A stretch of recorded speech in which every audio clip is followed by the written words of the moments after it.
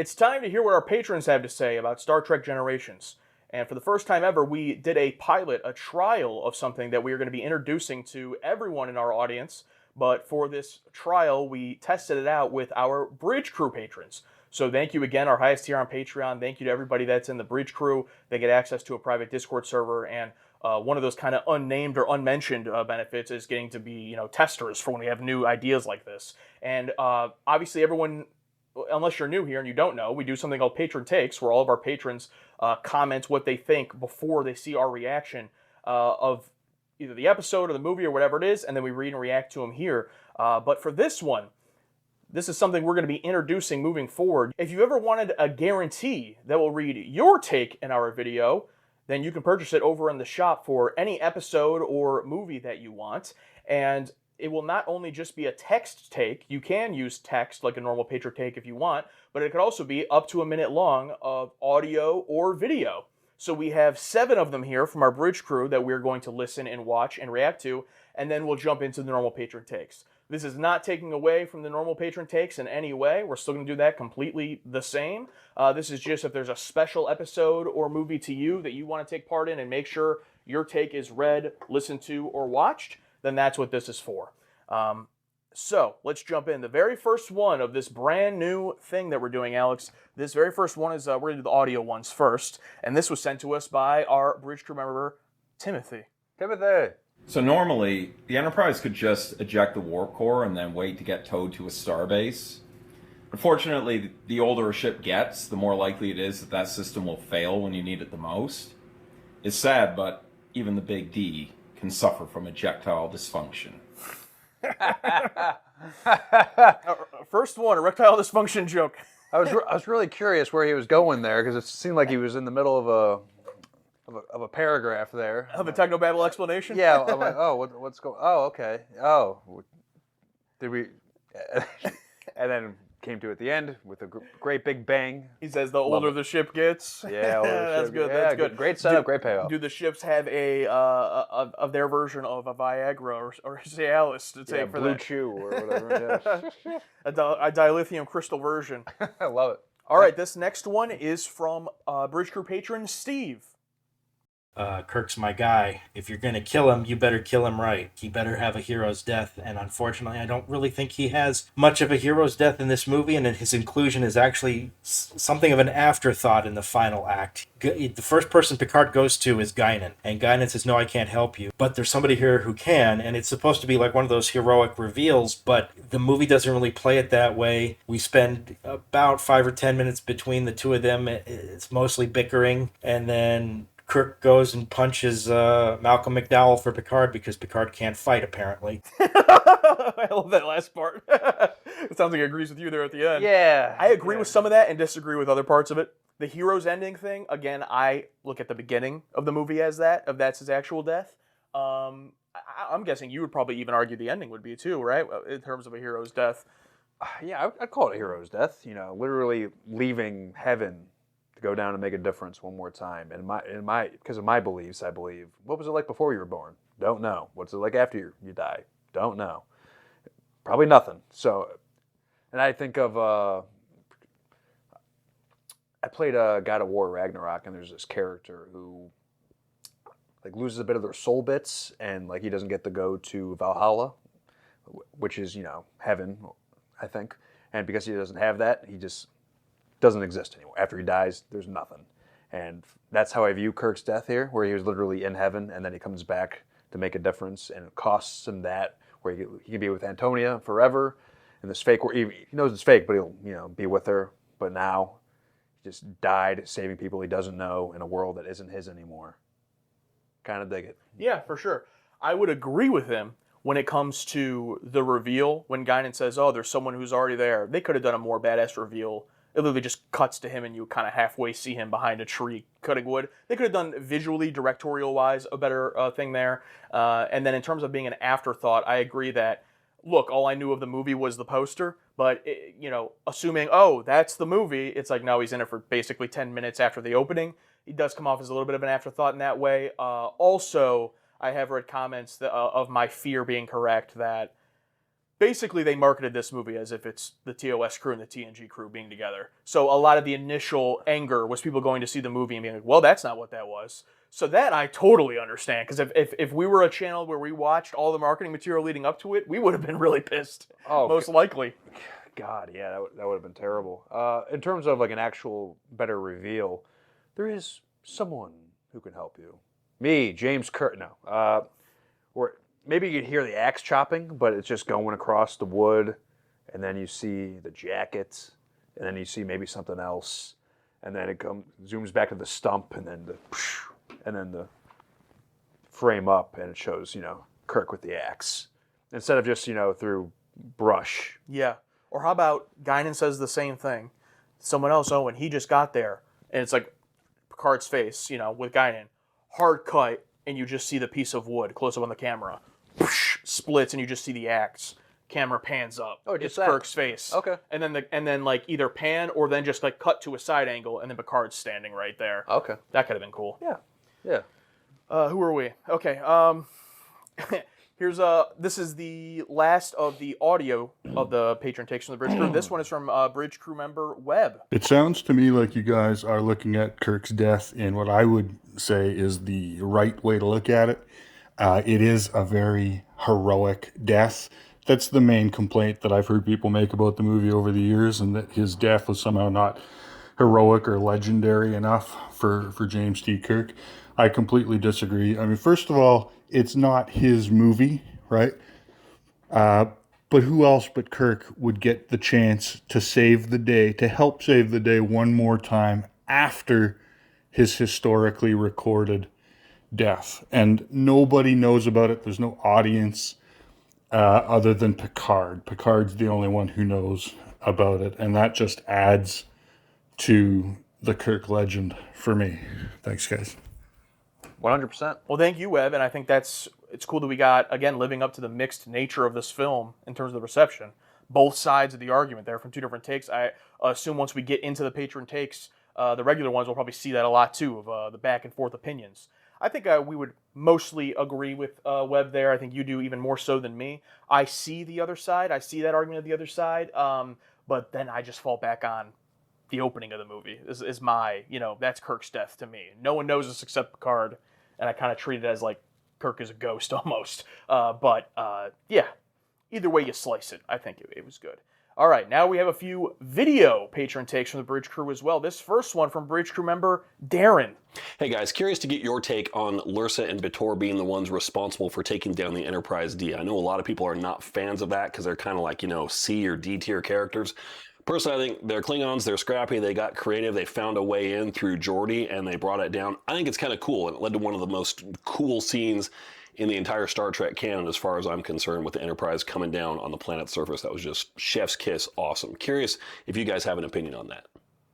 Well, first of all, sick-ass guitars behind you, Darren. That's sweet. Yeah, look, like your setup here. I love it. Yeah, that's awesome lighting. I like that. Yeah, we spoke on it. I dig it. It's great. And we didn't even talk about this. It led to a kind of a second Mr. Worf fire, an unspoken Mr. Worf fire, because the camera was on Worf, pans to Riker fire. It's like, I didn't even need to say it that time. Yeah, that's a good point. Yeah. Specifically them bringing down the Enterprise D, I in no way am like mad or like, oh, there's no way the Duras sisters could do that. I think it's awesome that it's them that did it. But I also love that it's like indirectly where they literally had to die doing it. It's not like they were successful. Yeah. We blew it up. Let's get out of here. Team Rocket. It's like, no, they had to die, but they brought it down still. So I think that's sweet. Yeah, they had a crafty way of figuring it out. It's like, hacking Geordi's visor, something the Romulans have tried before. And they were successful here and knew where to look and figured out that shield frequency. I still think they would be able to change the frequency of their shields in order to stop that, but in terms of, and I like the fact that it's the Duras sisters. I mean, they're not A-plus characters, but it's established people in the canon, the continuity, who have been there for a while, and who've, why not? As opposed to some new unnamed person, let's give them a fucking bone here. Why not? Yeah, no, I 100% agree. And I'm really, really glad, if anything in the movie fan service-wise or callback-wise, I'm really glad it was the Duras sisters and not random Klingons. Like, that's the one thing I'm really happy about. Mm-hmm. Apparently that was the same ship. I mean, I don't think in canon the same ship, but I think it was the same ship or model that was used in Star Trek VI. No, I think it was literally the same shot. Are you talking about it blowing up? Then blowing. Yeah, it was the same that shot. was the same Yeah, shot of it blowing up. That's which right, yeah. that's another thing that it's it's actually really funny because like we're more into the behind the scenes stuff, like the stagecraft of it, and but when it comes to stuff like that, it's like I don't care. It's like they use the same shot. Now, if it looked really goofy and like a different aspect ratio and like bad quality, I'd be like, that's weird. But Yeah. it blended in with the movie fine. Like, okay, it was using another movie. Cool. Yeah, fuck it. I mean, why- if it bothers you, that's cool too. I'm not saying it can't, but for me, it's like, all right, yeah. use the resources you have. You know what I mean? Yeah, I love crafty filmmaking. Reuse it. Why not? All right, this next video one is from Bridge Crew member Christopher. I never watched the entire TNG series until going through it with you two. Wow. My entry into Star Trek was through the films on VHS as a kid, the original 6 and the Next Gen movies. So Kirk was my connection into this movie. But to me, though, this movie doesn't feel very cinematic compared to those earlier films. But now, with the series context around it, I see it as a Picard story, with him grieving the loss of his nephew and brother while leading the Enterprise through a crisis. I like the ideas, it's well acted, well written, but it never quite feels like a movie to me. Themes this heavy should have been shot and directed differently, in my opinion, so I give it a C purely on execution. Well, as far as the grade, I have nothing to disagree with about a C, but cinematic, I said earlier that it almost kind of feels like a bloated two-part episode. So the story isn't anything where I'm like, oh, this could have only happened in a movie. I guess other than, the spectacle of it, like the Enterprise, crashing and all those things. Mm-hmm. So from a story perspective, not the one I would have done, it is very much, to me, the biggest flaw of this movie is the boring second act with our characters doing nothing and basically just following around Malcolm McDowell and like the stuff with Geordi, and it's just like, man, I wish our characters were doing something interesting here, So I would agree there. I wouldn't be as harsh, I think, as that. But how cool that only watch the movies on VHS and then watch the series with us. That's awesome. That's fucking great. I love it. Thanks for being along here with us. Yeah, in terms of cinematic, I don't know. Some parts were the fight sequence. I think the stuff that was made to be on the big screen were cinematic enough in terms of the destruction of the Enterprise, the battle, the fire moment, all that was great. In terms of effort, and that was all cinematic. I mean, the lighting attempted to be cinematic. It just ended up looking pretty dark and overly moody sometimes. And in terms of the story, yeah, I will agree. It's like they flipped a coin with the best of both worlds. I mean, I'm sorry, Jesus. They flipped a coin with All Good Things and this. It's like, which one's going to be the movie? Oh, All Good Things. I mean, Generations 1. Generations is the movie. And All Good Things gets... they feel that hand in hand, where I think a little bit more time, efforts, and maybe even freedom was allowed with All Good Things. And Generations felt a little bit more constricted, where we need to have this happen. We got to get James Kirk in here somehow. But in terms of not being cinematic, I thought it was pretty cinematic. I mean, visually, sure. yeah. Yeah, I just don't think the story was very cinematic. Yeah, story, yeah. It is kind of like Christopher said, like more of just the heart of the movie is a Picard story about his, like, the tragedy of, Robert and Renee. And it's like, that's all great, but it's like not necessarily something that needed to be in a movie. The movie part of it is just all the spectacle, which I think that I agree with you, they did well. Mm-hmm. All right, next video take here is from Bridge Crew member Guinevere. Fans are quick to recognize that Picard's deep desire for a family runs counter to what we know of him in the show. If the writers had stayed faithful to his character, what do you think would have been a truer depiction of Picard's ultimate joy and happiness in the Nexus? Why do you think the writers chose something different for him? That's a good question. That's kind of what almost you were talking about in terms of I don't think that's what he would be seeing in there. Yeah, and then you brought up with his family literally just dying and his whole motivations changing, because who knows if Robert didn't have a kid, if Picard would be that interested in the family line. And you were mentioning Journey's End. What does he say in Journey's End about the family line? Just in the scene where Journey's End is the Native American tribe episode. Yeah. When they're in 10 Forward and he is talking with the guy and Picard is just very interested in his family. He's like, He's like, very interested in family lineage. He's like, yes, actually I am. And they have the whole, remember they start to have the conversation and the camera like pans away and we're like, no, we want to hear that. That's right. Yeah. So he is very in tune with his family lineage. Gotcha. Yeah, I think all the negative parts about that aspect of that episode maybe forget.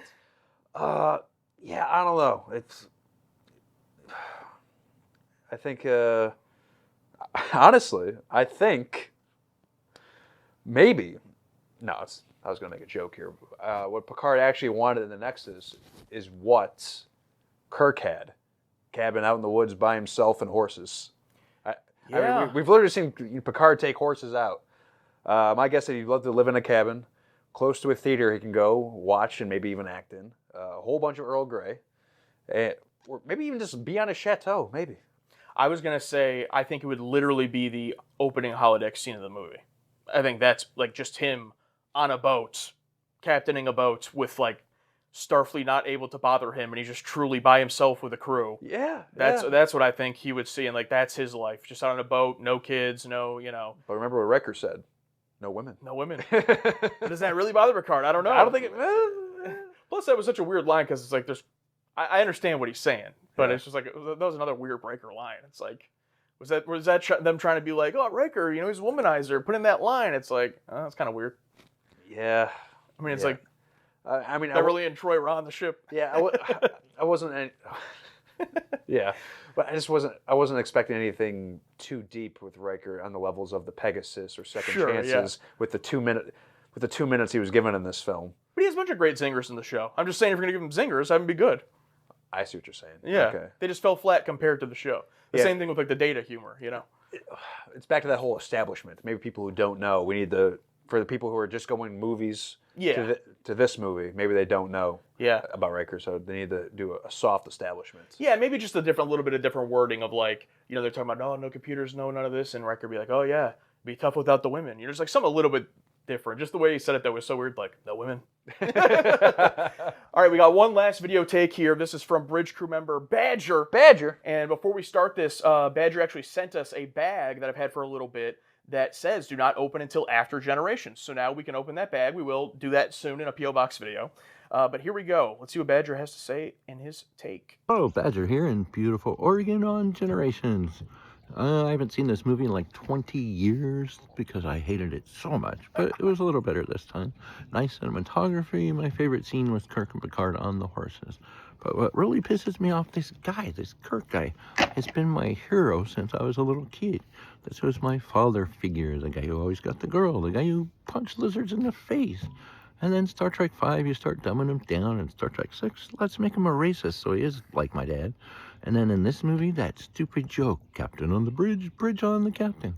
I just think he could have had a more meaningful death than 200 Neanderthals on some planet we don't care about. Something like that. Anyway, I remember screaming at the screen or yelling in the theater when he died.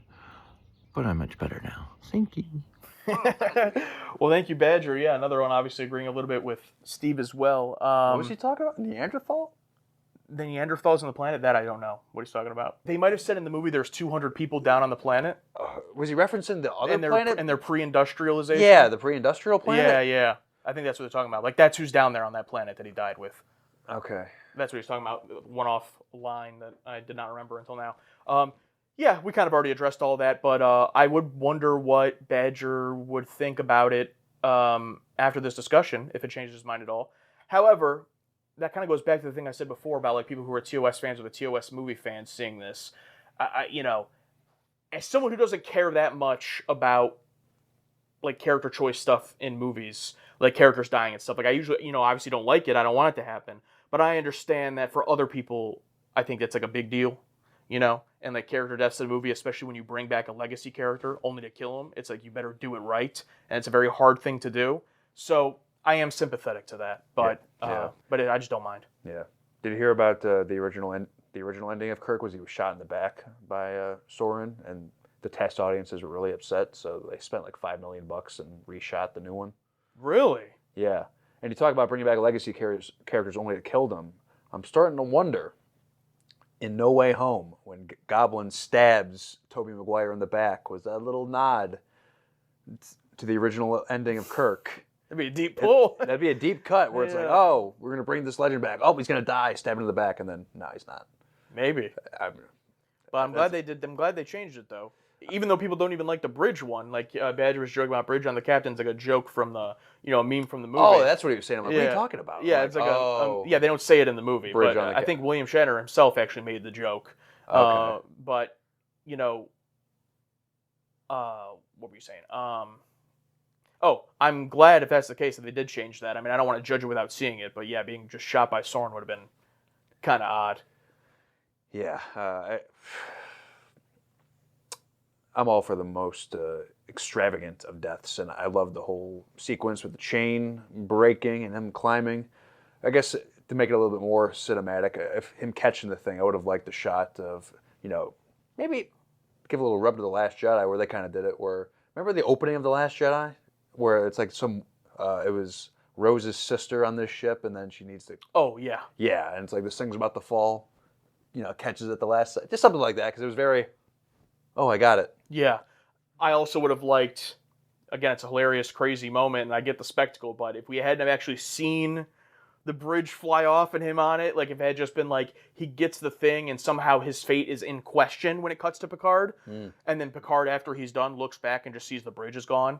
It's like, oh, Yeah. shit. And then he finds him down there. Yeah, or you see the bridge collapse from a distance. And Yeah. Picard's like, oh, fuck.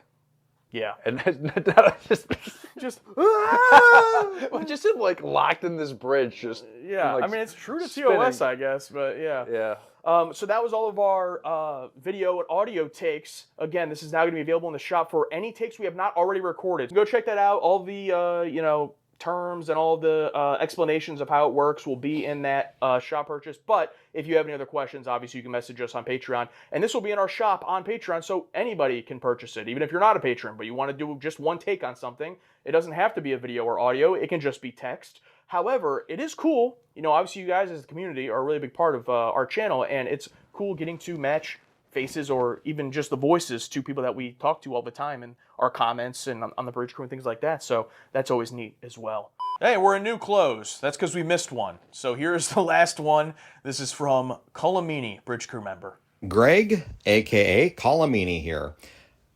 I want to like Generations a lot, but it's a mess of a movie that was rushed into production. I hate the fact that they killed off Captain Kirk the way they did.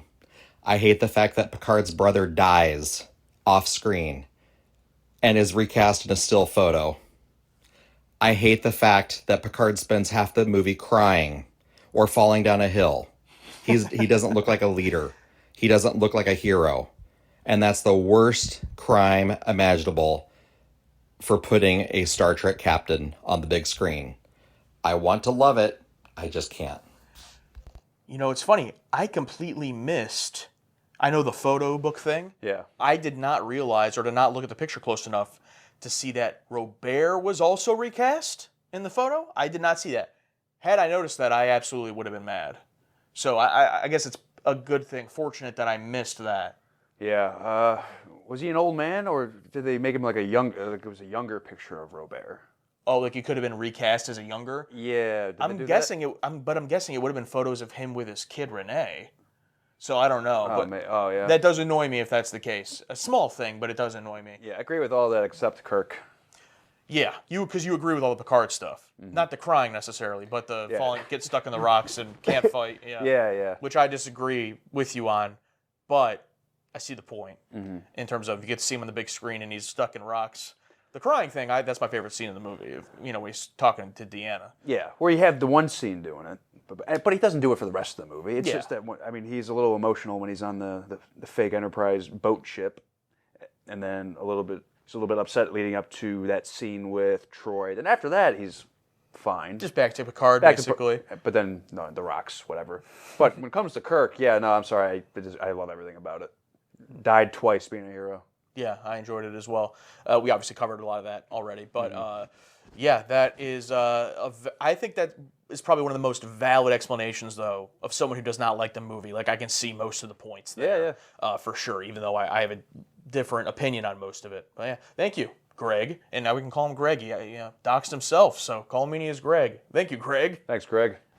Now we're going to jump into the normal patron takes that we usually do. So there were a lot, which is why this is its own video. And like always, if we don't read yours, I'm sorry. There's probably a whole bunch of really long ones about why the movie is special to you, and that's awesome. But we got to read as many as we can. So apologies ahead of time if we did not read yours. Someone read it. Yes, that's always the good point. Yeah, someone read it. You know what? I think we're going to make this really interesting today. We're only going to read one. Random. Let's see who it is. Oh, what a coincidence! The lore. It'd be better. Be great if it was like a really short or uninteresting. Yeah. You know. Good movie. Yeah. Yeah. Exactly. Yeah. It's the first one out of 268. It's got 10 reactions, and I think it'd be unfair if we didn't read it for a number of reasons, mainly one. Marco, if I was a betting man, and I'm not, I'd bet all my money on you saying still better farewell to the original crew than Star Trek 6. To the crew? No. To Kirk, yes. Yeah, not to the crew. I would say at least Star Trek 6 had the final scene in the signatures. To Kirk? Yes. Yeah, I guess, yeah. It's not the point of the movie, but I mean, yeah, I guess. Peter Pan. Yeah, much better. Michael Ministo says, this is one of my favorite Trek films. It's usually considered one of the bad ones, but I disagree. It's like an elongated episode of TNG, which is what I think most fans wanted. People also complain about Kirk's death being meaningless or not epic enough, but I think it fits perfectly with his character. Of course he would give up literal paradise to help strangers he's never met. This was also the first Trek movie I saw in theaters as a kid, so it holds a special place for me. I still have a poster of it. My mom bought me at the time on my wall. Great start to the TNG movies, IMO. There you go. There's someone who likes it. And obviously, I said this for Star Trek 6, so I have to say it here too. Yeah, you saw it as a kid in the theater. I'm sure that has an impact on why you like it. That doesn't take away from anything, but, it is what it is. People have personal experiences with movies or media, and, that's awesome. I wish I could have seen this in the theater as a kid. But I'm a 30-year-old man. But I also agree with everything he says about it being like a long episode, which I agreed with about, liking it in that way. David Wayne Fox. Years ago, I reached out to Dennis McCarthy online and told him how much I loved and was moved by the Nexus music from this film. He told me Patrick Stewart came by the scoring stage to listen the day they recorded the sequence, and Stewart was moved to tears. When he praised the music cue, McCarthy told him he had recently lost his father, and he poured all his heart and soul into writing this sequence as a tribute to his father. To this day, it remains one of my favorite cues from Star Trek. That's awesome. I'd have to go back. I'm going to be completely honest. Nothing about the score from the movie, when we watched it or my rewatch, stuck out as like, wow, that's incredible. That's just my honest take. But that's that personal story of it from him, from Dennis McCarthy. That's wild. So that's a really cool story. And that's awesome you reached out to him and told him. That's neat. Wow. Yeah, and when it comes to, I'd have to rewatch it as well. The only score I noticed was just the opening creepy score of the bottle floating through space. That was really the only thing I noticed. But you know what's been stuck in my head is the final countdown from that trailer. Whew. That trailer. Odd choice of music. Mike Rogers. The requirements from the studio were that Kirk and Picard had to meet and the TV Enterprise D had to go. And you can see the whole story built around that. There's a lot I love about it and some things I don't love, and I wonder why Picard did not pay the Enterprise's light bill. So yeah, that makes sense. Where, okay, you have three events or you have a couple events that need to happen, you need to build an entire story around it. I get it. Yeah. And I'm guessing they didn't have that much restrictions or goals they needed to achieve in all good things, where there's probably a little bit more freedom. Just make whatever story you want. And then, as long as Michael Piller says okay. Yeah, as long as Piller says okay. Yeah, all right. We got a hot one. Longtime patron Joe Concepts. I will never forgive the writers for killing off Picard's brother and nephew. I always saw it as a cheap way to give some emotional trauma for Picard to have Soren get to him. But it nearly ruins family, which ends with the brothers reconciling and the nice scene of Robert letting the nephew look at the stars and dream about going to space. I hated it then and I hate it now. Yeah, I'm not going to say you're wrong, Joe. I would say I agree that it's absolutely, it is absolutely cheap emotional trauma. Like, that's just, you can't even deny that. Yeah. That is the case. The defense I would have for it is looking at it from an in-universe of sometimes shit happens. It's not like the Fire was going to go kill them and go, wait, family was a really good episode, and back away. So if you look at it from purely in-universe, shit happens and it's terrible. Picard even says, it's all right, things like this happen. And Troy goes, it is not all right. Oh, that was a good moment, too. I forgot to bring that up. Yeah. Great moment. However, going from the writing perspective, not forgiving the writers, that's totally valid. They are the ones who decided to write it. So that is valid. For me, it doesn't bother me that much. I don't think it ruins... Again, I never think of anything of ruining something retroactively. So I don't think that. But it is valid. What do you think? Yeah, I really liked Robert, and even Renee. I mean, and the whole like, oh, let him dream, and they kill that kid, and just using it as a tool for this one-off villain. And then Picard has to go. I mean, how is this going to affect Picard in the later iterations of the movies? Probably never be brought up again. Yeah, it's just. I really hope it is brought up again because, I mean, presumably when Picard retired, I mean, as we saw in All Good Things, he goes back to the chateau. I mean, I don't know if that future's fake, obviously, but I mean, but it could be real. So, I don't know. I really liked Robert, and Yeah. From a character perspective, I think the Renee ending is absolutely tough. In terms of family, yeah, that hopeful ending and then leads to his off-screen death, that's a tough pill to swallow. But the Robert one, it probably makes Picard even more happy that he reconciled with him and family a few years before this happens. Yeah, so, in fact, they were still in contact. He was supposed to go up there in 6 months. Yeah, so that part of it's probably like, oh, I'm glad I did that at least. But yeah, for sure. Yeah. And it's been, what, 3-4 years since family? Yeah, it was beginning of season 4. So season 4, yeah. This was from Colin Freeman. Overall, I have very mixed feelings about this movie. I go between a C and a B depending on which time I've watched it. Some good stuff here. Malcolm McDowell, come on, not much better than him. But I didn't think they treated the Kirk character properly. The Nexus never made any damn sense to me. And I am not a fan of how they killed off Kirk, a falling ladder. The original shot ending would have been better, IMO. That's an interesting him take. being shot in the back? Yeah. Really? Now, I haven't seen it. Is it out there? I don't know. Yeah, I haven't seen it. This is what I've heard. But that's an interesting take. I wonder if anyone else would rather have seen that ending. But that's... Yeah, I think as far as between a C and B, it's probably where I fall as well. Yeah. And I don't know. At the end of the day, Kirk is a human being, and any human being would die from that fall. Yeah. And it was all in the pursuit of saving people, so it's... Yeah. All right, Carl Dutton. Kirk's death is a huge disappointment, and the D going down to the Kia Bird of Prey is kind of flat. Seems like the Galaxy class had a big problem with warp core breaches. Every time in every timeline it went down, it was because of a core breach. Maybe that'll be a storyline. Yeah, interesting. Also, I don't know if Kia was just a speech-to-text typo or something for Klingon, but if he meant to put Kia Bird of Prey, that is hilarious. The Kia Bird of Prey. Oh, I wonder if he meant Klingon. Like seeing Kia Bird of Prey. That's the whole reason why I read it. Like, that's hilarious. It's actually hilarious. If that was intentional. That's great. And if it wasn't, wasn't, just lie to me and say it was. Yeah, just take the credit. Just take the credit, Carl. Take the W. Take the W. A lot of people have said this, but I'll read this one. Randy Watson. Fun fact: Malcolm McDowell is the uncle of Julian Bashir. Yes. Siddig El Fidel, or Alexander Siddig. His mother's brother. Blood uncle. And they do look kind of related, yeah. Yeah, it's one of those things I would have never in my life ever said that or No. thought that, and then as soon as it's like, oh yeah, okay, yeah, I guess see that. I said this in the bridge crew already, but unfortunate that he's a Nepo baby, but I'll get over it. Who isn't? Yeah, who isn't? Add another one to the list. But you know what? His good performances just make him that much better, I guess. It's like, oh, he's a Nepo baby, but he's working hard. He has good performances sometimes. Greg, I just don't believe that Picard would have said, let's go back a few minutes before the crisis rather than let's go back a few days so we have time to actually plan and maybe make a quick stop in France to change the smoke alarm batteries. Yeah, here's the thing, Greg. It's a film written by people who want a nice, big cinematic ending at the end. Mm-hmm. It wouldn't have been that much. It would have been an interesting episode of The Next Generation if they did that. It would have made a lot more sense. But when it comes to it's a movie, I'm a little bit more forgiving for things like that. You're forgiving if you're okay with it. I mean, I don't think Greg not believing this is any different than you not believing Kirk would be racist in Star Trek 6. No, it's different. It comes down to what your preferences are. Yeah, it just turns out like, oh, that's the story they're telling. Yeah. But in terms of this, yeah, it's for a climax, for a film, on the big screen where people are buying tickets and throwing popcorn and going, oh my God, the two captains of the Enterprise are on the screen together. Yeah. Oh my God. You know, I get it. Now, if they did this in an episode of television, or, you know, I could do the John Hamm meme, or it's like, oh yes, yes.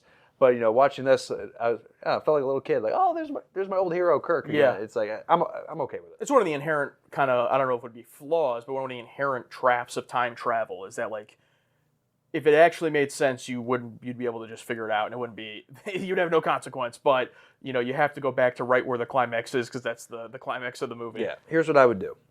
I would go back to September 11th, 2001, and I would stop the plane. I would save the plane from crashing into the tower. Like, oh, I did it. I crashed the plane. And then I'm looking. and it blows up by itself. Sorry, that was The plane or the building? the building. Damn. I was gonna say, do you also, when you go back in time, just like fucking become Homelander, or are you just in front of the plane and just you just stop it? No, I guess Homelander would blow up the plane. Hey, let it blow up. Yeah, I would just find out what airline it is, buy a ticket, and then.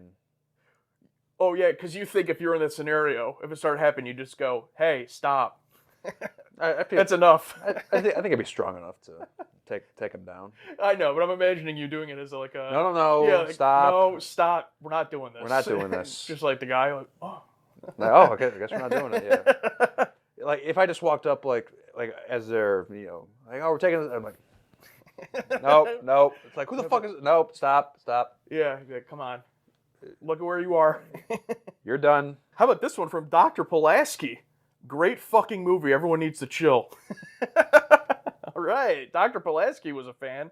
No Pulaski cameo, though. Yeah. She could have been on screen with both captains that she was with. Oh, yeah, that's right. Yeah. Do a Dr. Pulaski second chances. She plays both characters or all three.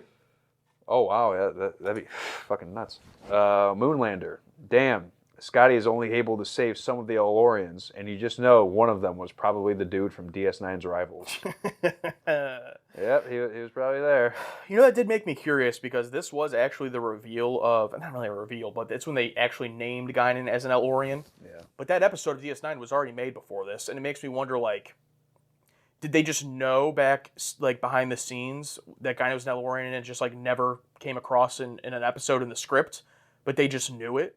Because, like, they knew that guy was the same species as Guinan when they made that episode. Huh. So that is an interesting little thing. Yeah. Also with that, I've heard that Guinan's, I don't even know if this is the right word, omnipotence or being able to sense things or be aware of things come from her time in the ribbon. Yeah, I guess that was not in the movie at all, but in extended like canon or whatever, and whatever Like stuff they've made. yeah, books are deleted, yeah. Which I guess I don't know. I guess I like that.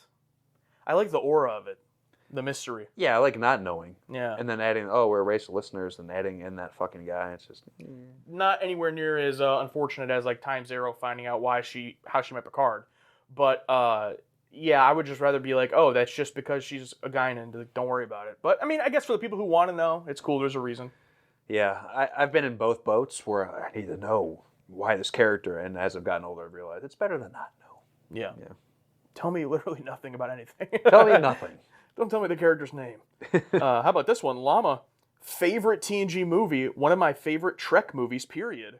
I love Soren, Kirk, and Picard with each having a different relation to the past and the want of family. The visuals are just stunning and meaningful, even if the plot has some holes and pacing issues that could be improved on. The shot at the end swirling around as if the world is a clock with Picard at the center. Chef's kiss. That's a great argument for the movie, for sure. Yeah, I dig it. Here's an interesting one, Alex. Ross Townsend. Did this movie feel more like TNG than the original movies felt like TOS? And do you feel this was an appropriate send-off for Kirk? Appropriate send-off for Kirk, yes. But did it feel more like TNG than the TOS movies felt the TOS? I'm going to say yeah, because we actually saw the fucking same sets and locations for the most part in this movie. I mean, the motion picture was just a fucking whirlwind of fucking what the fuck happened. Not in any negative sense, but in terms of what they were wearing and what everything looked like.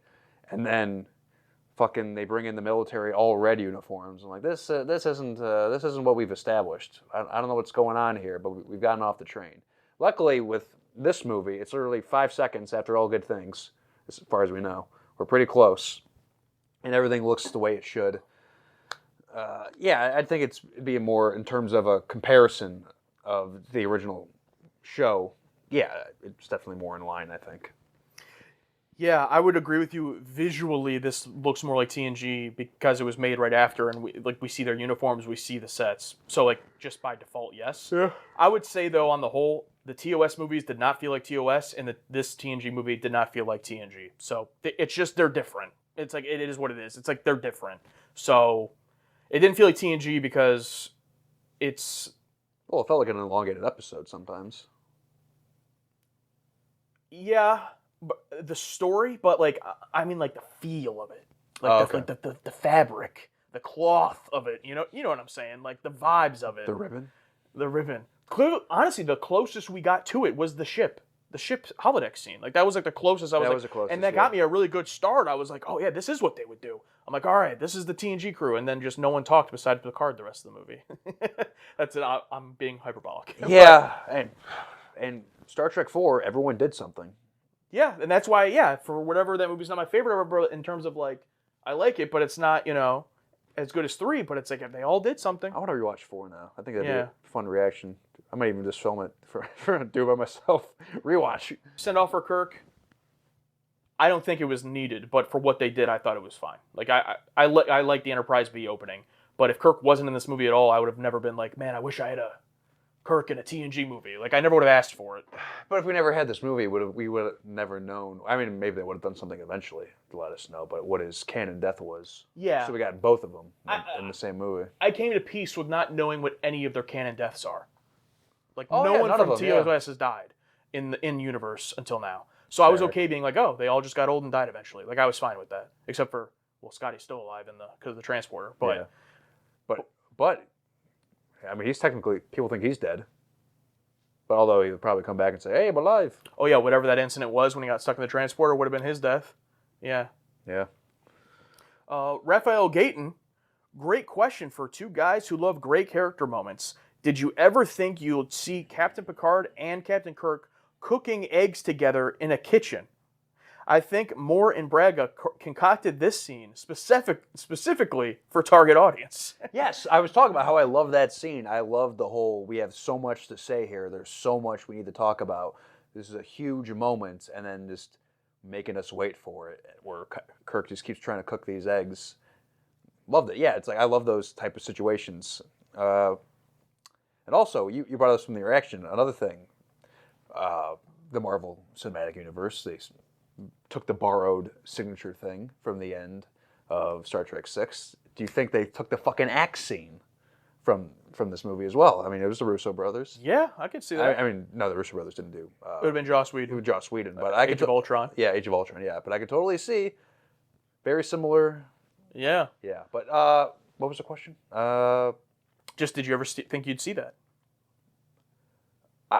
I was wondering what they were going to do because in the Chaos on the Bridge, we saw a picture of them on set together. Like, okay, I know they're going to share the same scene at least. I mean, we know the poster that he's in it, but in my headcanon thinking worst possible scenario, I'm thinking of Wrath of Khan. They don't even meet on screen or anything. But seeing them on the screen together, I would have liked to see them. I would like to see Picard in his respective uniform, and it's never going to happen. But if fucking Kirk was in his TOS uniform, that would have been great. Another little bit of fan casting would just if they're just like walking through the hall of the ribbon, and they're just peeking in different doors, and different doors are just different moments throughout both shows, or maybe even both some of the movies too, and like walking like similar to This Is Your Life, but in the sense of we're just exploring. This not like a pure fan service cameo fest, but just little moments from both of their lives.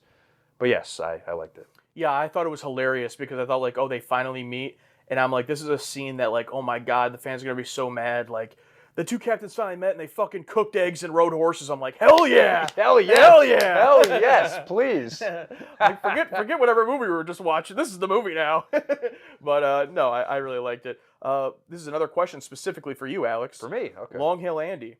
Hey, Alex, do you agree the saucer wouldn't have crash landed if Ensign Gates was at the helm instead of Deanna? Hashtag justice for Ensign Gates. Justice for Ensign Gates. Start the hashtag. Go on X, Twitter, Blue Sky, all of them. No, it would have been really great if Deanna, take the helm. Deanna takes the helm, and then we just nah, I'll handle it. She just throws her.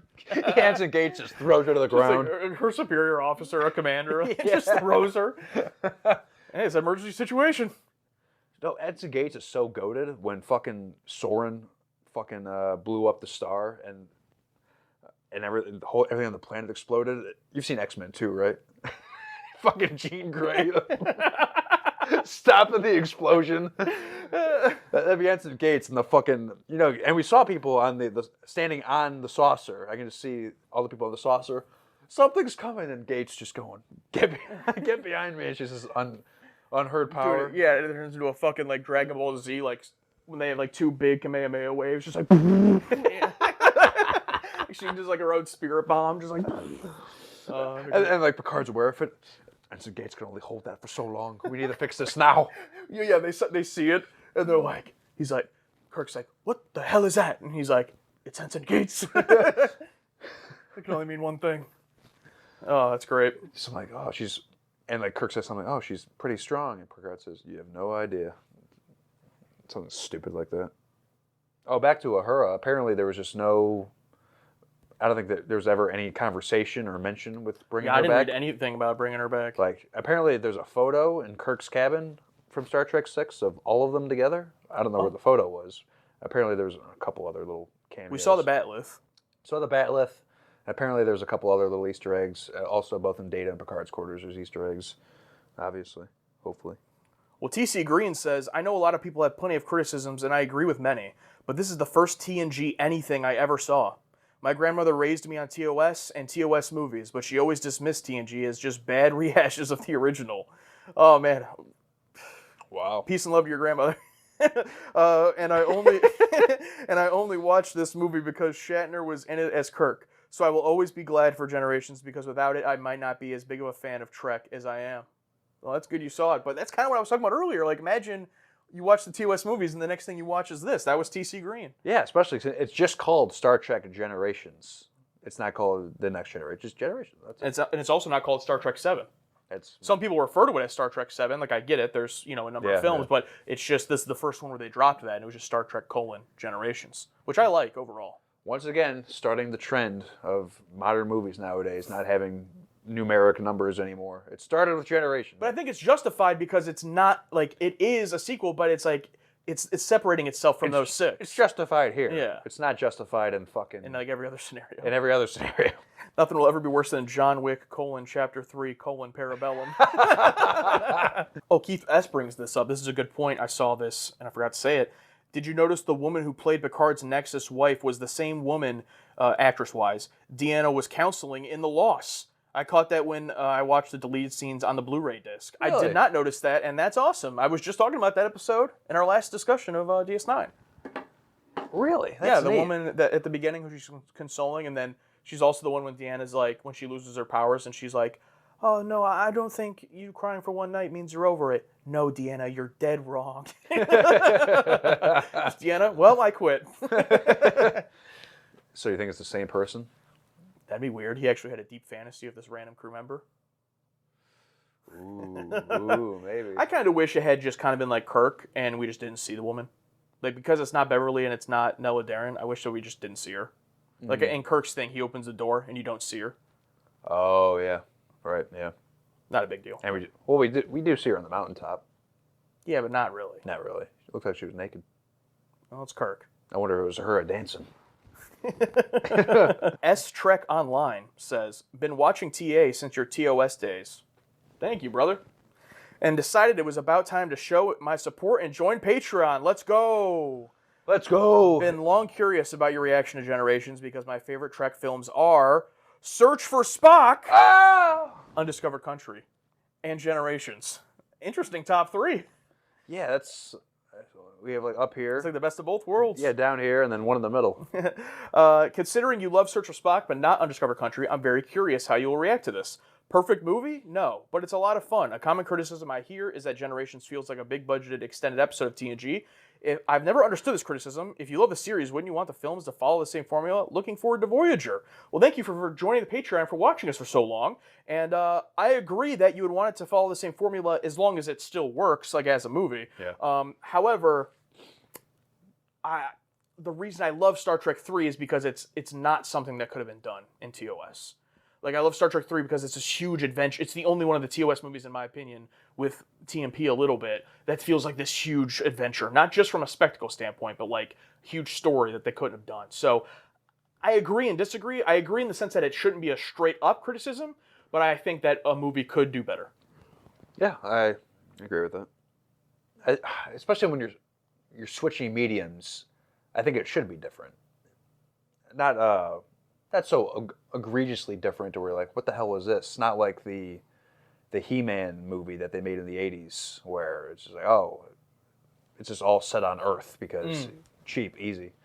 Where there's a fine line between doing the show and doing a movie, and does the story serve the movie they're trying to make? I'm totally with the idea that every Trek movie should be a different genre.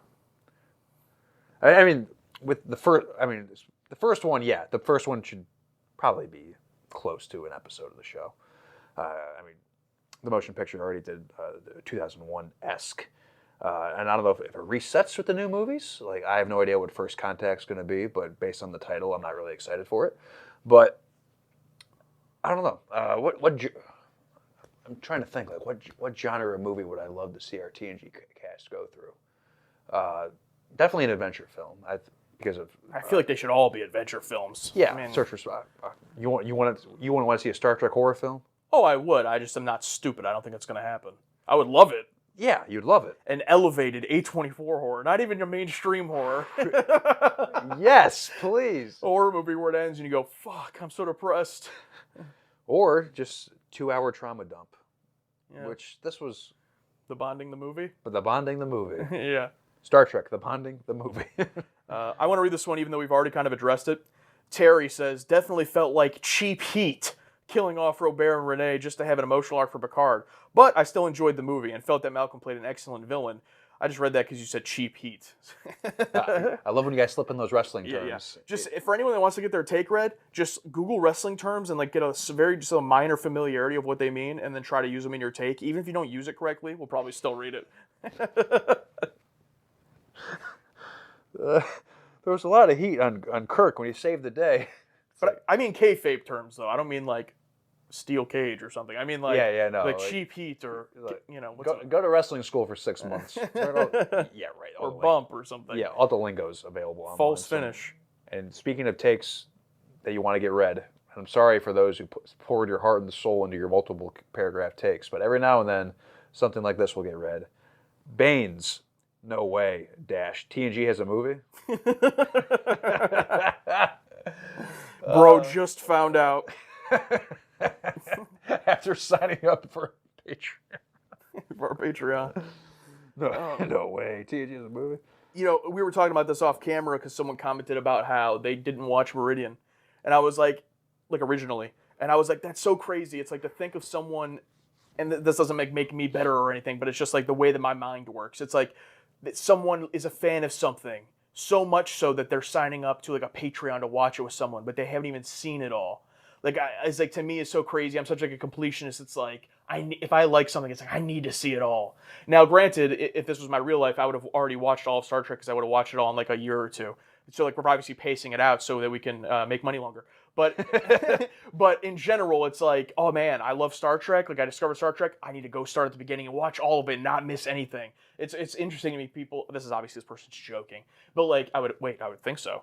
But for people to be like, oh, I never watched the TNG movies, or oh, I didn't watch this episode, or oh, I never watched TOS. It's like so interesting to me.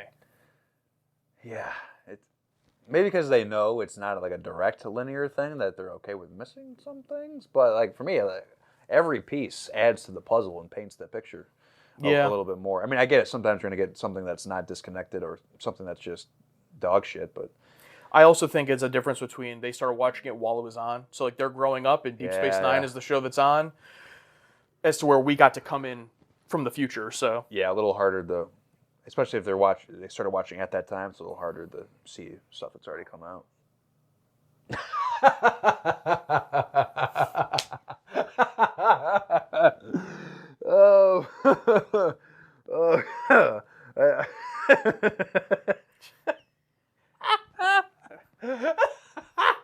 We might find out what it is eventually. I think this is from Joshua CLG because it's all in this long chain here. I'm not going to read your whole thing. I'm sorry, but just at the end here. Well, the generation stinks and I don't like it. Generation stinks and I don't like it. I assume that you commented that after we made the reference. After we made the reference to Jim Norton. not the TNG Jim Norton. Damn, they really popped you.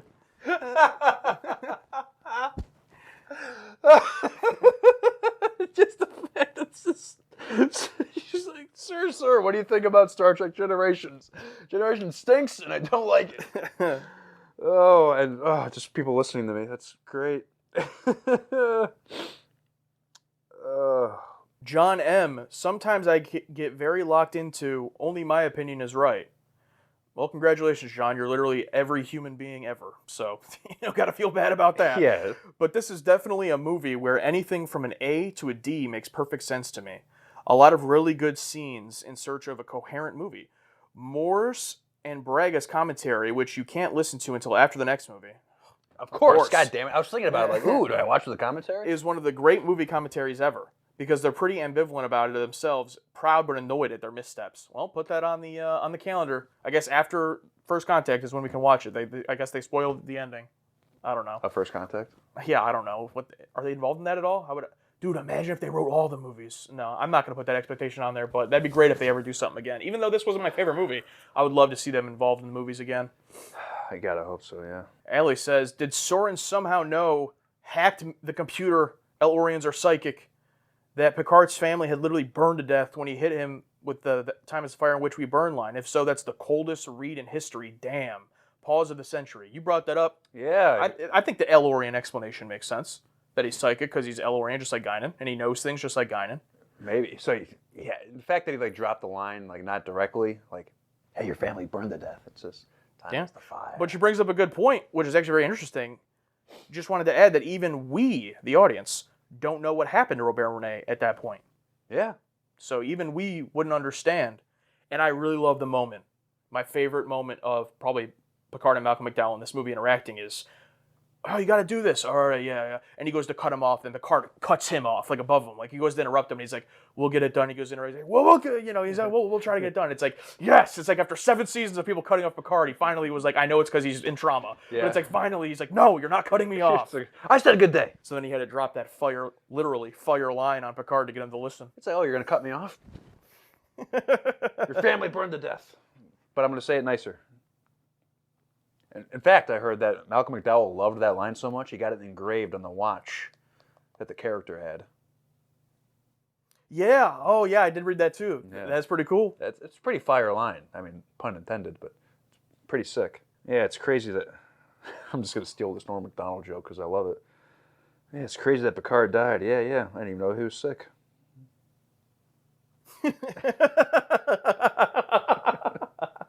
Christina Weber... Because I did ask in the reaction that I posted on Patreon, maybe you guys can go back and add more takes after seeing this because I don't understand what people don't like. I have gotten a little bit more information from comments since then, but this is the only one that specifically says, TA asked what people don't like, so I'm going to read this take.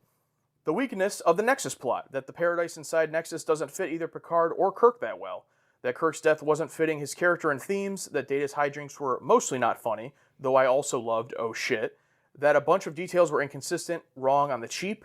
Personally, I'm okay with crashing the Enterprise again, except for some of the dumb details, like the transparent aluminum window shattering and the priceless artifact being tossed aside by Picard at the end. But I really can't forgive them for killing characters, particularly Kirk, but also Robert's family, for poor reasons. Kirk could have died in this movie, but in some pitched battle commanding a starship, maybe sacrificing himself to block the rocket, or in some totally different plot if we axe all that Nexus stuff. The Kirk death, I'll immediately just say again, that's what I feel like the Enterprise B sequence is. But in terms of the rest of that, I can agree and disagree. I can understand why someone would be mad at all of those things individually. None of them really added up to be anything that I took that personally or affected me that much. Honestly, probably the biggest one was just Data not being that funny, which was unfortunate. But overall, I think I understand all of the reasons people don't like it. It's just one of those where it's like, yeah, it didn't bother me, so it is what it is. Yeah. Kirk's death for me, I'm having my cake and eating it too. He died saving a starship in the beginning, and he died saving those people and Picard at the end. So got both of them. Yeah, Paradise, I don't know. Picard's Paradise is purely just added on because of his family just dying. So, but Kirk... I think Kirk fits him. Kirk, yeah. And plus... It was a real thing that happened. It's like, 7 years ago. It was a memory, yeah. He was inside memories. Again, I guess thinking of it from in-universe versus the writers. Yeah, and Picard knew what it was, the ribbon going in, I think. I mean, Guinan explains it to him. If he knew what it was. Kirk had no idea what was going on, so like his brain just threw him into a happy memory. I wonder if people who encounter the ribbon and don't know what it is, like, what do they think? That's my question. Like, if Kirk was I just think they died. Yeah, if Kirk was never bothered, would he just think, oh, this is heaven? Yeah. Or are they just like in a trance type thing where they don't know, like they don't, when you're in a dream and don't know you're in a dream yet? Yeah. Like maybe like that, where you just assume it's real. You don't think about it because Picard's not there telling you. Can you imagine having a dream and then all of a sudden you look and Jean-Luc fucking Picard is right there? Yeah. This isn't real. You have to wake up and go to work tomorrow. Get to work. Hand me the oregano over there, will you? Yeah. You have to listen to me. You're going to be late. Well, that is Star Trek Generations. Looking at the clock we have here, we've been going for 2.5 hours, which is insane to me. But, a lot of great takes. Thank you to the Bridge Crew people who did the video and audio. And like I said, if anyone's interested in that, you can check that out on our shop page on Patreon. But, overall, it was good regular takes as well. And I think we also had good takes because we always do. But this is a movie that I was excited for, but I'm not necessarily sad to move past because I'm really excited for what we got going on right now with really enjoying Season 3 of Deep Space Nine and Voyager right around the corner. So by the next time we see this crew in the First Contact next movie, we will be several seasons in to Voyager and more than halfway through Deep Space Nine. That's fucking scary. Yeah. To like leave these characters for as long as we're gonna have to. I mean, maybe some of them will show up in some of these shows, but fuck, that's weird to think about. I think in real time, if we stick to our schedule and neither one of us gets like a major injury or illness, it'll be around Thanksgiving that we watch it. So that's what you have to look forward to if you're only here for the movies. But if you're cool and you're here for all of it, then I hope you're really excited. Any last words on Generations? It doesn't stink, and I kind of like it.